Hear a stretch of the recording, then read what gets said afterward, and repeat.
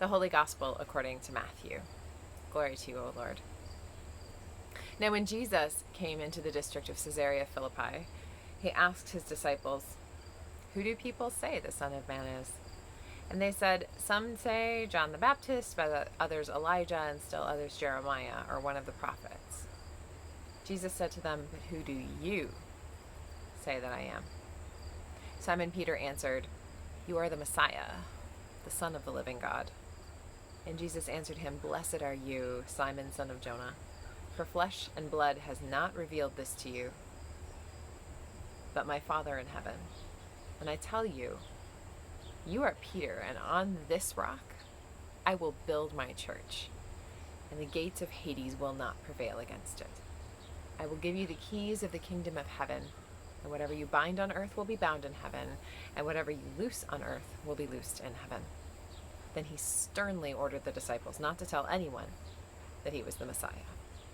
The Gospel of the Lord. Praise to you, O Christ.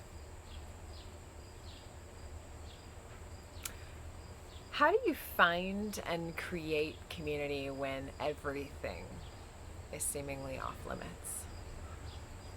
This is the question my campus ministry colleagues and I have been asking for the last few months as we were anticipating the start of this academic year.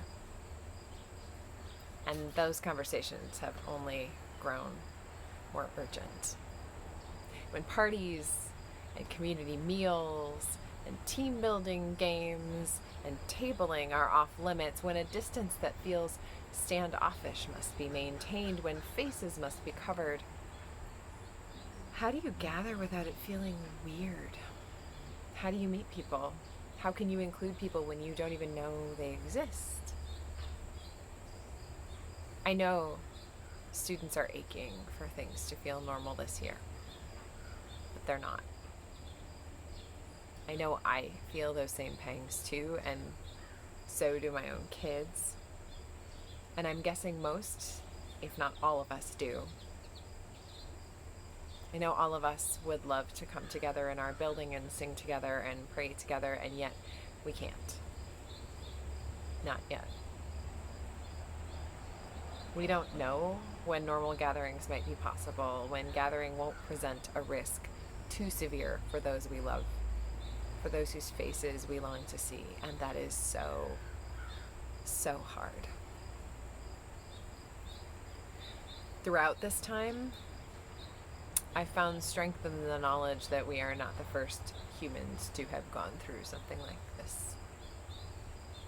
I'm reminded of the fact that our campus ministry started in 1917, 1 year before the 1918 flu pandemic, and it's still here.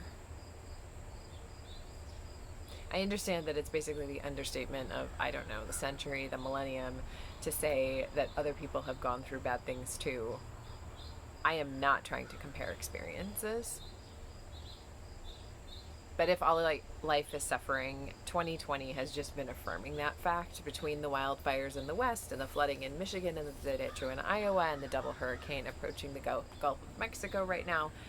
And then, of course, the pandemic, which means we are unable to gather in the midst of all of this and seek solace in our communities of faith. How do you create community when your normal markers of community are gone? How do you worship God and celebrate God's presence in your life when your place of worship is off limits? How can we sing this song in a new land? Well, maybe the land itself isn't new, but there is something extra jarring about knowing what things should be like and realizing that that's just not how they are. Our first reading comes from the book of Isaiah, from the last part of that book, which is typically called 3rd Isaiah.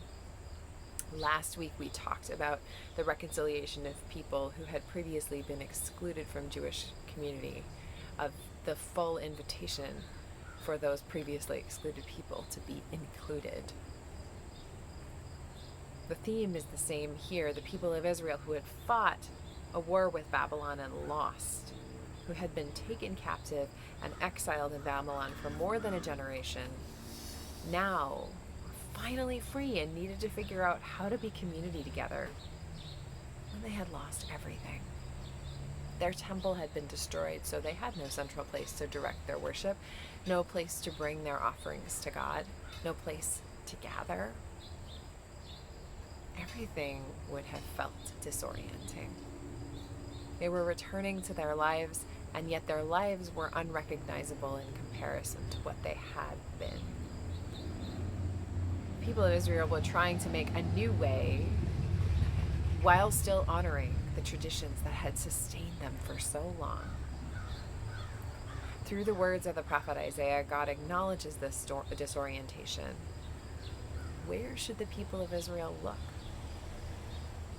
To the rock from which you were hewn, to the quarry from which you were dug. Look to the ground of your being.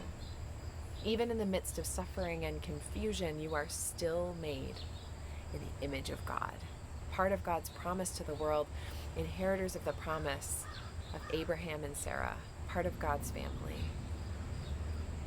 None of that has changed. The Creator's power survives exile. The Creator's power survives hurricanes and derechos, wildfires and pandemics. The Creator's power survives systems of racism, misogyny, and homophobia. The Creator's power even survives conspiracy theories and political upheaval. God's love underwrites all of our lives and the life of our community, the life of all of God's communities across the world. We are in the midst of a confusing and difficult time, and there really is no doubt about that. We're dealing with changes that happen from one day to the next, with the disorientation that comes from not being able to plan at all. But the words of Isaiah remind us again at the end of this passage that nothing in this world is constant anyway. That anytime we thought we were in control, it was just an illusion.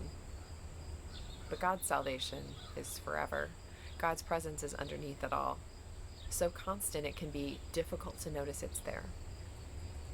God's promise to you is that even and perhaps most especially in grief and confusion, you are not alone and you are loved. Amen.